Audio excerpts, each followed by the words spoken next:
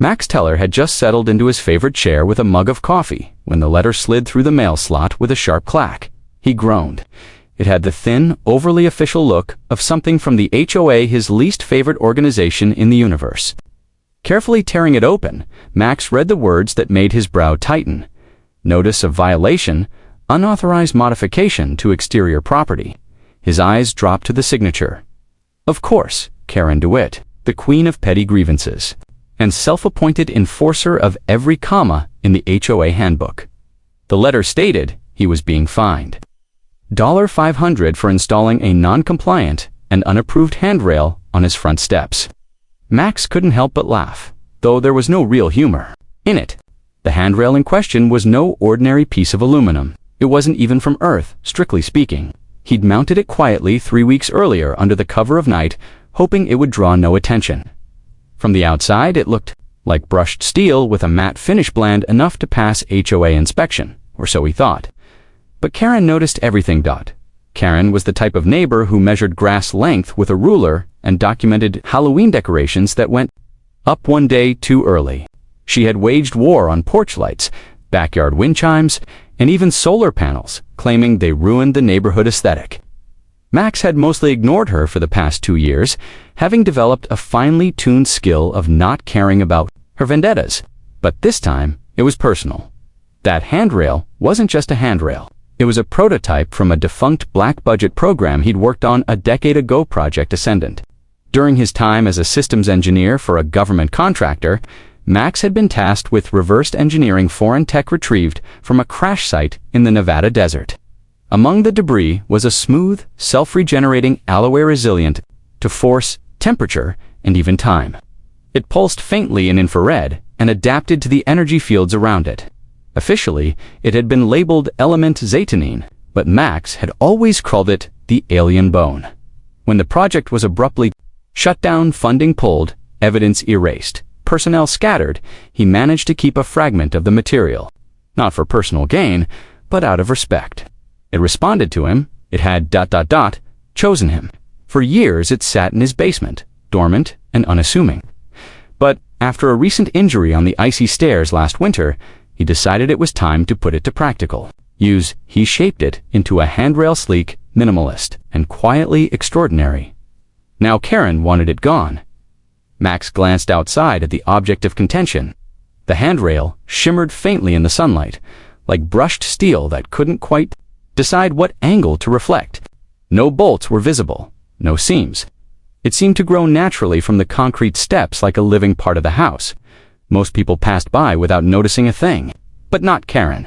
Somehow her obsessive gaze had locked onto it, and now she wanted to remove it from existence. He folded the letter and placed it on the counter. He wasn't worried about the fine, not really. What concerned him more was attention. The kind of attention that might escalate beyond Karen's clipboard and HOA meetings. The kind that might make the wrong people remember what Project Ascendant had been and what had been left behind. Outside, a breeze stirred. The handrail gave a quiet hum, barely audible, like a machine exhaling. Max sipped his coffee slowly, staring at it through the window. Well, he muttered, this is going to be a problem. Years before Karen's letter arrived, Max had stood under the cold, humming lights of an underground facility, staring at the object that would one day become his front porch handrail. It was locked in a containment field, floating slightly above a glass pedestal. The material didn't obey the rules of nature. It shimmered without light, held temperature without heat, and pulsed like it was alive. The scientists in the facility had dubbed it element Zetanine, but no one really knew what it was. It had been recovered from a wreckage buried under an ancient impact crater in northern Greenland, alongside fragments of a spacecraft and skeletal remains that were decidedly nan-human. Max was part of the system's integration division, a small team responsible for testing interactions between Earth-based tech and the alien alloy. Most tests failed. The material resisted drilling, melting, and even atomic disruption. But Max noticed something the others didn't. It responded to intent. He could never prove it in front of the others, but when he focused, when he imagined a structure or shape, the metal seemed to gently shift, just slightly, almost curiously, as though listening. One night, long after the rest of the lab had cleared out, Max had stayed behind. He didn't touch the alloy directly, but placed his gloved hand on the containment barrier and thought clearly and silently. Who made you? The metal flickered in a color he hadn't seen before, something between violet and rustand. A single word appeared on the scanner. Witness. It was the only time it ever responded that way. He saved the readout on a personal drive, hidden and untraceable. Then, one day, everything ended. Project Ascendant was quietly terminated. The personnel were either reassigned or discharged. All physical assets were packed into black crates and carted off to HOA's. Before the final shutdown, Max was ordered to destroy all testing records and dismantle every backup system he had built. But he couldn't let the alloy go. He told himself it was for further study. He justified it as harmless, just a small piece, no more than 2 feet long, disconnected from any network. He concealed it in a hollowed-out toolbox, carried it home, and buried it in the back corner of his garage beneath decades of junk. For years, it remained untouched. Every so often, he would go and check on it, and each time he did, the alloy was exactly the same and changed by time, untouched by corrosion, as if waiting. Then came the accident. The winter storm that blanketed his neighborhood in a sheet of ice had sent Max tumbling down his own front steps, bruising his hip and cracking his ribs. Lying in the snow, staring at the icy railing that had snapped off in his fall, Max had a moment of resolve. If he was going to rebuild it, why not use the one material he knew would never fail? He retrieved the alloy in his basement workshop. With nothing more than hand tools, a soldering kit, and his focus, he willed it into a new form. It responded not with resistance, but with something that felt almost like cooperation. As he shaped it into the curvature of a simple handrail, the metal shimmered with subtle light and emitted a pulsa-single heartbeat. When it was done, he carried it outside. It fused with the concrete steps like roots sinking into soil. He didn't bolt it in. It simply stayed, like it wanted to be there. For a while, things were peaceful. It served its purpose without attracting attention until Karen noticed, until she stepped onto his property with her measuring tape, her clipboard, and her godlike belief in regulation. She saw a metal bar, but Max knew better. It wasn't a handrail. It was a remnant of something ancient, intelligent, and patient. And now, it was awake. Karen DeWitt didn't believe in letting things go. Not when it came to recycling bins placed a few inches off-center, not when a front yard flower color didn't match the HOA's seasonal guidelines, and certainly not when she suspected someone was mocking the very foundations of community order by installing an illegal metallic structure on their steps. Her vendetta against Max Teller had started small stray leaves from his tree, crossing the property line, but this, to her, was a direct challenge to her authority. After filing the initial fine and receiving no response, Karen decided to take matters into her own hands. Early one Saturday morning, she arrived with her clipboard, a yellow vest that practically screamed authority, and a local contractor named Jimmy Dale who didn't really understand what was going on, but had been promised double his usual rate to remove a problematic handrail.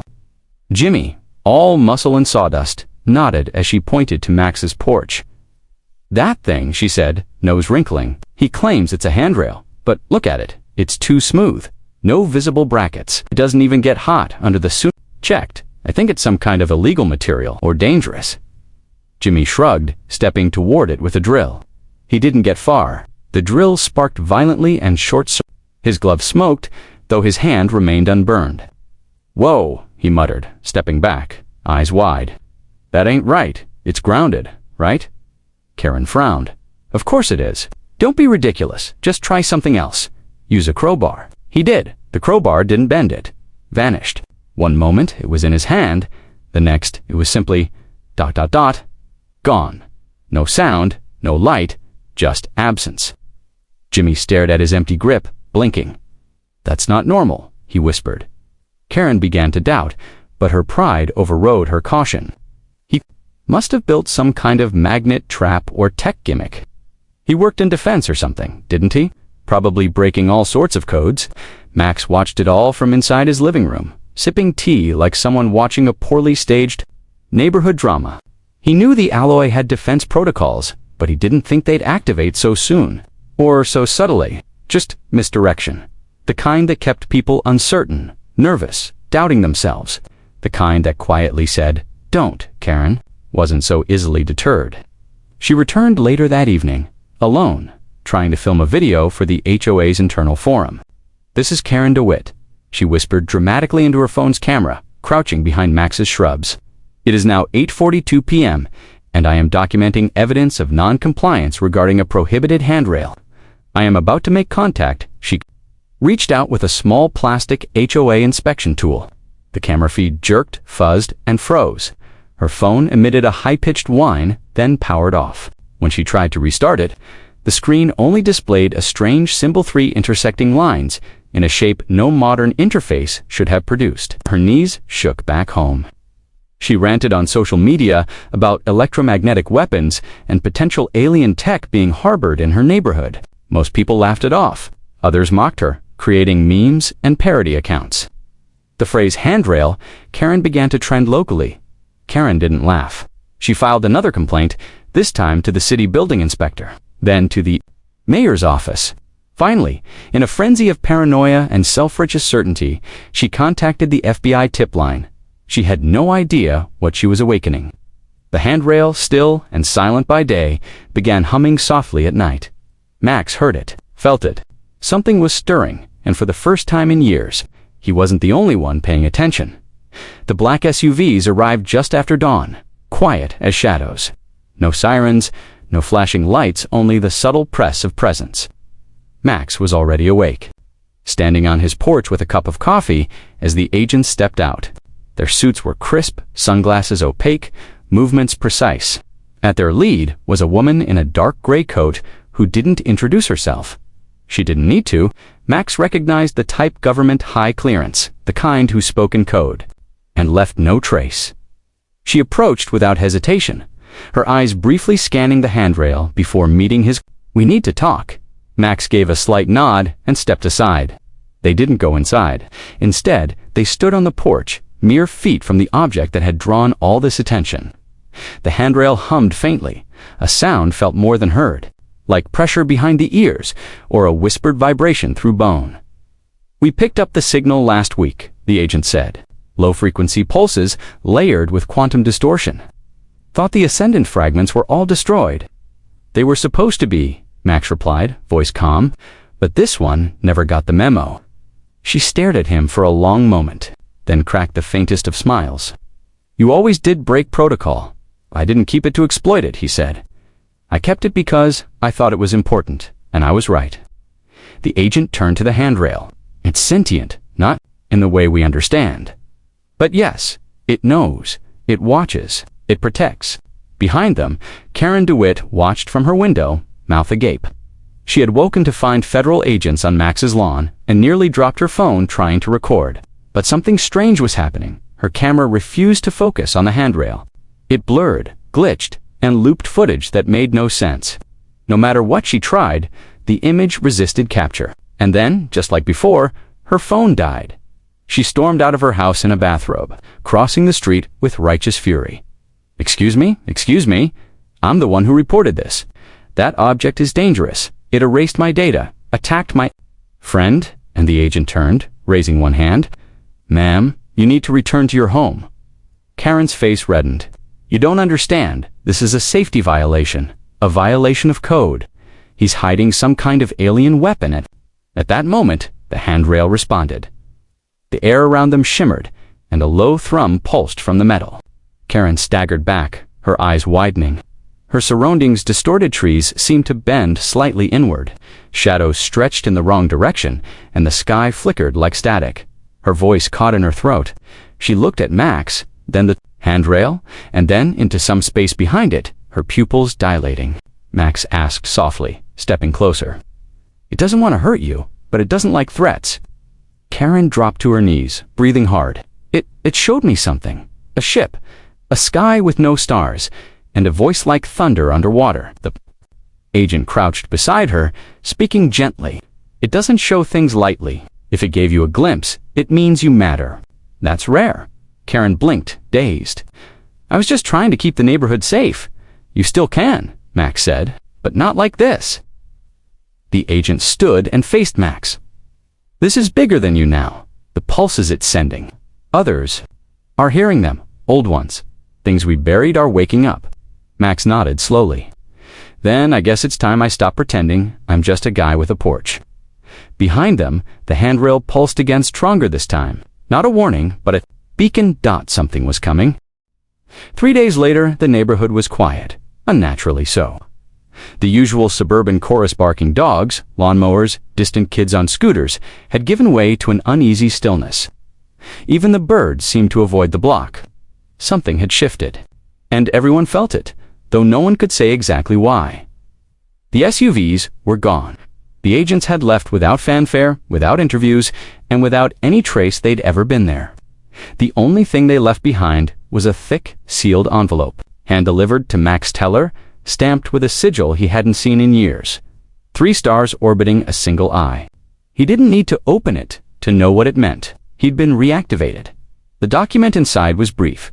Max was to resume his role as a custodian under a reinstated fragment of Project Descendant.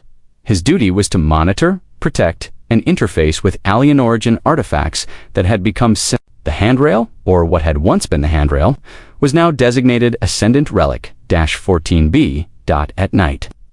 Max would sit near it with a notebook, recording the frequencies it emitted. They weren't random pulses anymore. They were structured data, patterns, layered signals, possibly even language. Some of them mirrored the sequence found in the Voyager Golden Record, though in reverse. Others hinted at stellar coordinates. It was broadcasting, reaching outward, and Max feared he knew why. Karen hadn't returned to HOA meetings. Her house lights staved off, shades drawn. Since her encounter with the handrail, she had spoken only a few words to anyone. But what she believed she saw had broken something in her and maybe awakened something else. One night, Max found her standing silently across the street, barefoot on her lawn, staring at his porch. He approached slowly. "I saw it again," she whispered without turning. "When I closed my eyes, it wasn't a dream." Max nodded. "It wasn't." Karen looked at him, eyes softer now, the sharpness gone. "You think it's coming here?" "Think it's already on its way," he said. Karen swallowed hard. "Is there anything we can do?" "There's a reason the handrail chose to stay. It doesn't just wait, it prepares." She nodded, then walked back to her house without another word. The next day, she formally resigned from the HOA. Not long after, she began volunteering at the local observatory, asking questions about radio telescopes and gravitational waves. By then, more relics had been reported unearthed and found embedded in old buildings, even hidden in museums, mislabeled as modern art. Most of them were inert, but a few, like Max's, had begun to awaken. The signals weren't isolated anymore. They were converging, forming a network, a defense system. One evening, Max stood in front of the handrail, now pulsing with slow, steady rhythm, like the heartbeat of a slumbering giant. He placed a hand on it, not to control, but to commune. Images flickered behind his eyes, planets in ruins, ships of light, towering figures etched in energy, and a word kept repeating, not in sound, but in knowing: prepare. That night, he opened the envelope again, revealing a secondary document, a map, filled with points of contact across the globe, and a list of custodians like him. He wasn't alone, not anymore. The find from the HOA had quietly disappeared. No one asked about the handrail again. In the official neighborhood records, it was now labeled as heritage installation, grandfathered structure, a polite, bureaucratic lie to hide the impossible truth. Max knew this calm was temporary. The relic had awakened for a reason, and the message was spreading. Something was coming from the stars, not invaders, but perhaps a reckoning. A return. And when it arrived, Max Teller and the relic on his front steps would be ready.